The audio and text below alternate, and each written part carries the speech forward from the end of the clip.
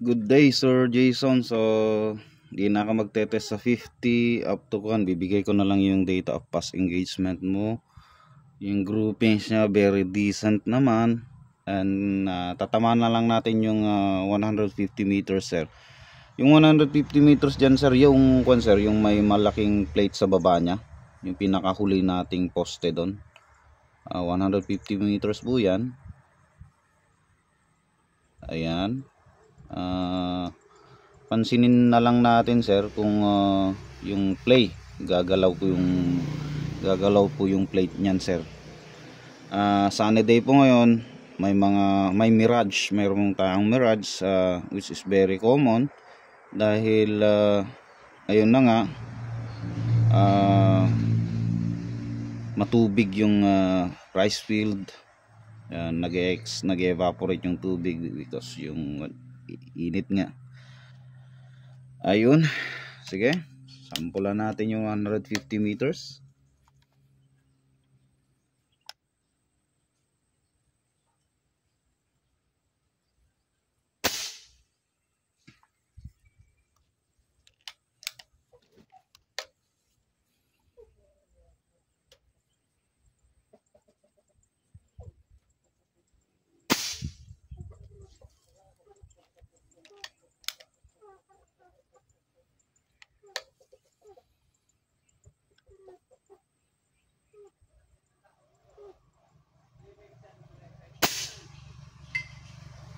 Okay, hit. First hit, mahangin-hangin na konti.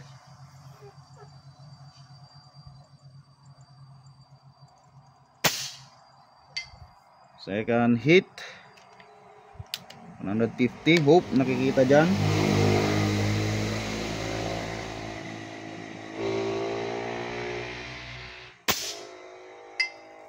Third hit.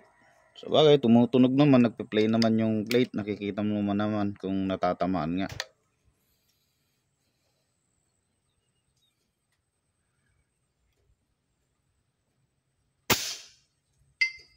Fourth hit.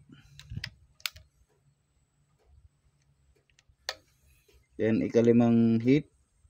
Oh, advance mag-isip ah. Sige, subukan natin kung makomplete natin yung 5 consecutive shots.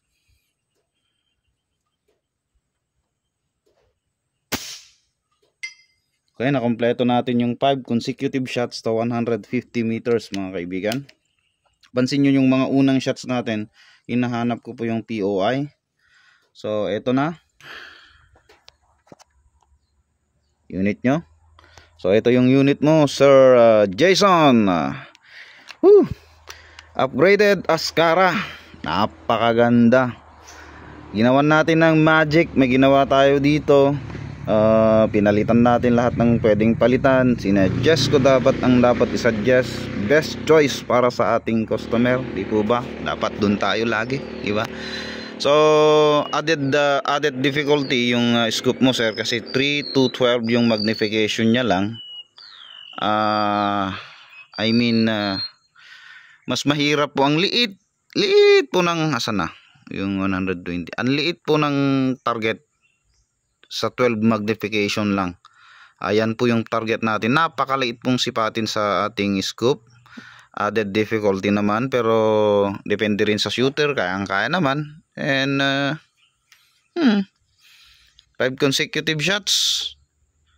Kasi pinutok-putok ko kanina, tapos yung hinanap natin yung POI nya, nung nahanap na natin yun na 5 consecutive shots until naubusan tayo ng hangin. Tignan nyo yung hangin nya na. Masyado na siyang mababa para sa balance ng reg output. Dapat 2-2 pa lang yan, mag tank refill na. So binilang ko lahat ng shot counts is 15 shots. Yun ang pinaka effective shots niya sa long range shooting. So ibig sabihin, pwede pa yan isagad mo hanggang 1.8, pero yung malalipitan lang, mga 50 meters, mga ganun yung mga, ayan. So hindi ko nauubusin tong tin can mo. So ayan ang naubos natin sa pag-tune at tuwan, kasi kabisado naman na natin yung ating barrel. Okay, yung barrel natin, yan ay kakaiba. Mayroong sikreto. bla bla bla, di ba? So wala na siguro tayong idadagdag. Itong reg output mo pala sir is 1.8. Rinig ko ng 1.8 na yan para anytime pwede kang magpalit ng yung projectile to pellet, and madaling madali na lang sa'yo. So running ka at 840 fps, may joules ka na 52.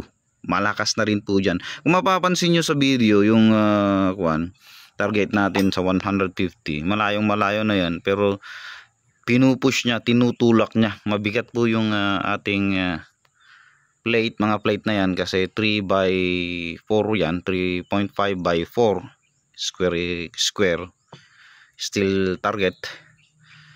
Mabigat po yan actually, kasi may mga bakal sa likuran para hindi agad mayuyupi. Sa lakas ng mga unit natin kasi rito, yung mga ginagawa natin, nagiging sa Ilocano malukong, nagiging bowl na yung mga target natin, nagiging ganyan na sa lakas ng mga impact, nakakrample na nagiging bowl.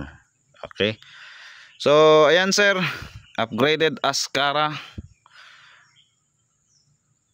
ayos na sir. Maraming sikretong ginawa natin dyan, and masaya tayo, good naman ang outcome.